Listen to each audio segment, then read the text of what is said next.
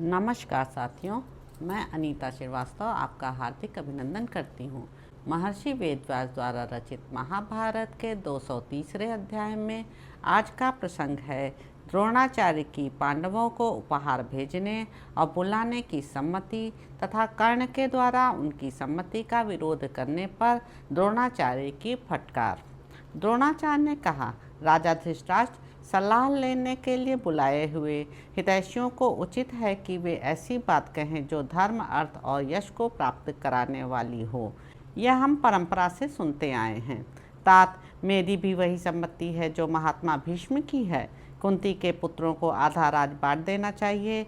यही परंपरा से चला आने वाला धर्म है। भारत द्रुपद के पास शीघ्र ही कोई प्रिय वचन बोलने वाला मनुष्य भेजा जाए और वह पांडवों के लिए बहुत से रत्नों की भेंट लेकर जाए। राजा द्रुपद के पास बहू के लिए वर पक्ष की ओर से उसे धन और रत्न लेकर जाना चाहिए।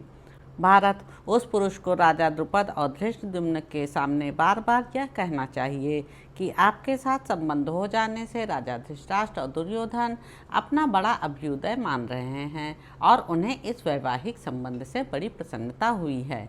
इसी प्रकार वह कुंती और माद्री के पुत्रों को सांत्वना देते हुए बार बार इस संबंध के उचित और प्रिय होने की चर्चा करें। राजेंद्र, वह आपकी आज्ञा से द्रौपदी के लिए बहुत से सुंदर सुवर्णमय आभूषण अर्पित करे। भरत श्रेष्ठ द्रुपद के सभी पुत्रों, समस्त पांडवों और कुंती के लिए भी जो उपयुक्त आभूषण हो उन्हें भी वह अर्पित करे। इस प्रकार पांडवों सहित द्रुपद से सांत्वनापूर्ण वचन कहकर अंत में वह पांडवों के हस्तिनापुर में आने के विषय में प्रस्ताव करे। जब द्रुपद की ओर से पांडव वीरों को यहाँ आने की अनुमति मिल जाए तब एक अच्छी सी सेना साथ ले दुशासन और विकर्ण पांडवों को यहाँ ले आने के लिए जाएं। यहाँ आने के पश्चात वे श्रेष्ठ पांडव आपके द्वारा सदा आदर सत्कार प्राप्त करते हुए प्रजा की इच्छा के अनुसार वे अपने पैतृक राज पर प्रतिष्ठित होंगे। भरतवंशी महाराज, आपको अपने पुत्रों और पांडवों के प्रति उपयुक्त व्यवहार ही करना चाहिए। भीष्म जी के साथ मैं भी यही उचित समझता हूँ। कर्ण बोला, महाराज, भीष्म जी और द्रोणाचार्य को आपकी ओर से सदा धन और सम्मान प्राप्त होता रहता है। इन्हें आप अपना अंतरंग सुहृद समझकर सभी कार्यों में इनकी सलाह लेते हैं। फिर भी यदि ये आपके भले की सलाह ना दें तो इससे बढ़कर आश्चर्य की बात और क्या हो सकती है। जो अपने अंतःकरण के दुर्भाव को छिपाकर दोषयुक्त हृदय से कोई सलाह देता है वह अपने ऊपर विश्वास करने वाले साधु पुरुषों के अभीष्ट कल्याण की सिद्धि कैसे कर सकता है। मित्र भी अर्थ संकट के समय अथवा किसी काम की कठिनाई आ पड़ने पर न तो कल्याण कर सकते हैं और न अकल्याण ही। सभी के लिए दुख या सुख की प्राप्ति भाग्य के अनुसार ही होती है। मनुष्य बुद्धिमान हो या मूर्ख, बालक हो या वृद्ध तथा सहायकों के साथ हो या असहाय, वह दैवयोग से सर्वत्र सब कुछ पा लेता है। सुना है पहले राजगृह में अम्बुवीच नाम से प्रसिद्ध एक राजा राज्य करते थे। वे मागध राजाओं में एक थे। उनकी कोई इंद्रिय कार्य करने में समर्थ नहीं थी। वे एक स्थान पर पड़े पड़े लंबी सांसें खींचा करते थे, अतः प्रत्येक कार्य में उन्हें मंत्री के अधीन ही रहना पड़ता था। उनके मंत्री का नाम था महाकर्णी। उन दिनों वही वहाँ का एकमात्र राजा बन बैठा था। उसे सैनिक बल प्राप्त था, अतः अपने को सबल मानकर राजा की अवहेलना करता था। वह मूढ़ मंत्री राजा के उपभोग में आने योग्य स्त्री, रत्न, धन तथा ऐश्वर्य को भी स्वयं ही भोगता था।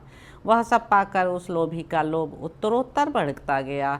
इस प्रकार सारी चीज़ें लेकर वह उनके राज्य को भी हड़प लेने की इच्छा करने लगा। यद्यपि राजा संपूर्ण इंद्रियों की शक्ति से रहित होने के कारण केवल ऊपर को सांस ही खींचा करता था, तथापि अत्यंत प्रयत्न करने पर भी वह दुष्ट मंत्री राज्य न ले सका। यह बात हमने सुन रखी है। राजा का राजत्व भाग्य से ही सुरक्षित था। भाग्य से बढ़कर दूसरा सहारा क्या हो सकता है। महाराज, यदि आपके भाग्य में राज बदा होगा तो सब लोगों के देखते देखते वह निश्चय ही आपके पास रहेगा, और यदि भाग्य में राज का विधान नहीं है तो आप यत्न करके भी उसे नहीं पा सकेंगे। राजन, आप समझदार हैं, अतः इसी प्रकार विचार करके अपने मंत्रियों की साधुता और असाधुता को समझ लीजिए। किसने दूषित हृदय से सलाह दी है और किसने दोष शून्य हृदय से, इसे भी जान लेना चाहिए।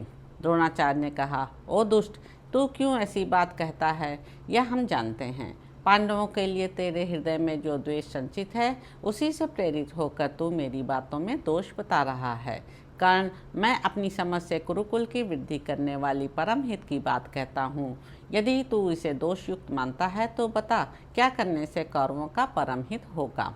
मैं अत्यंत हित की बात बता रहा हूँ। यदि उसके विपरीत कुछ किया जाएगा तो कौरवों का शीघ्र ही नाश हो जाएगा, ऐसा मेरा मत है। तो इस प्रकार साथियों, आदि पर्व के अंतर्गत विदुर आगमन राज्यलंभ पर्व में द्रोण वाक्य विषयक 230वां अध्याय पूरा हुआ। इसके अगले अंक में आप जानेंगे कि विदुर की सम्मति, द्रोण और भीष्म के वचनों का ही समर्थन। तो अब आपसे अगले अंक में मुलाकात होगी। मेरे YouTube चैनल संवाद विद अनीता को लाइक करें, शेयर करें, सब्सक्राइब करें। धन्यवाद साथियों।